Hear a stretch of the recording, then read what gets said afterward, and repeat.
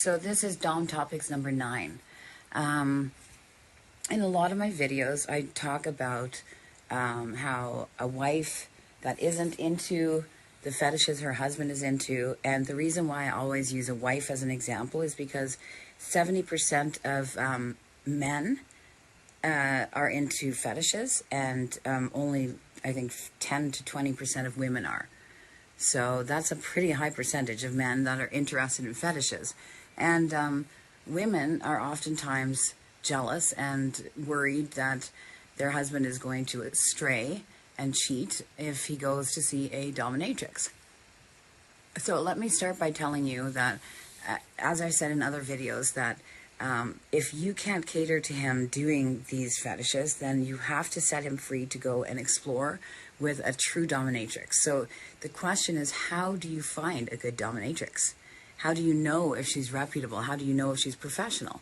So the first thing to look for is the same thing that I talk about in my How Not to Get Scammed on Leo List videos, is you have to find somebody that has a website. A woman that has put in the energy and the time to actually create a website for her services in terms of being a dominatrix is going to be so much more reputable and professional than somebody who doesn't. And when I say website, I'm not talking about an OnlyFans page. Nothing against the women who have OnlyFans pages, but that is a way to make money, and there's content on there that's going to be obviously explicit, and so the man is going to have to pay extra to access that content. That is not how you find a professional dominatrix. So a professional dominatrix, as I said, first of all, needs to have a website. They've put in the energy to write out their services, write out their motto, their basically, you know, everything is written out in terms of what they're experienced in. A lot of dominatrixes only specialize in certain things. For example, there are dominatrixes who specialize just in medical play. So if your husband or partner is interested in sounding, that would be considered medical play, for example. Like, that's not something I do because it makes me uncomfortable. And anything that requires a speculum, for example, not something I'm comfortable with or knowledge in. So that in that case, you'd want to look for somebody who specializes in medical play. Now, again, nothing against the dominatrixes who choose to provide full services, but that is typically not something that a true dominatrix does. A true dominatrix does not offer sex with her clients, which is why have encouraged wives to let their husbands go and see a professional dominatrix. So a wife can very easily as well find a dominatrix for her husband. So the way that a woman looks has nothing to do with it. It's her demeanor. So is she professional? Is she discreet? Is she clean? Does she practice safety in terms of sterilizing her toys? This type of thing. And again, the rates, you don't want to look for somebody that's cheaper when it comes to domination.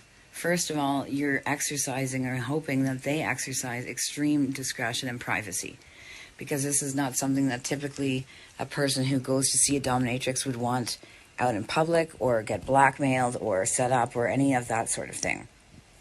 So you want to go to somebody who, you know,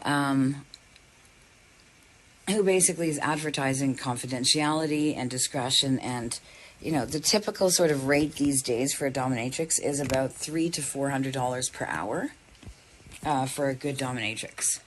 And again, when you're looking at ads, if the ad barely has any viewers or has had barely any views, it's a new ad that just popped up.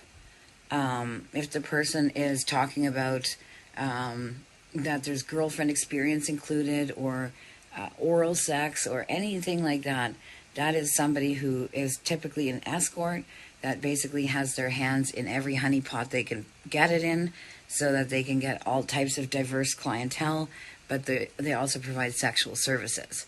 You don't necessarily have to find a dominatrix that's like totally decked out in leather, but you definitely want to see that kind of look in her picture somewhere. So latex and leather is a fetish. A lot of people, for example, have misinterpretation of the term face sitting. And so a true dominatrix is going to say that they do face sitting, but that it's with clothes on. So, you know, face sitting can be interpreted as the guy is asking for that and he wants to eat her pussy.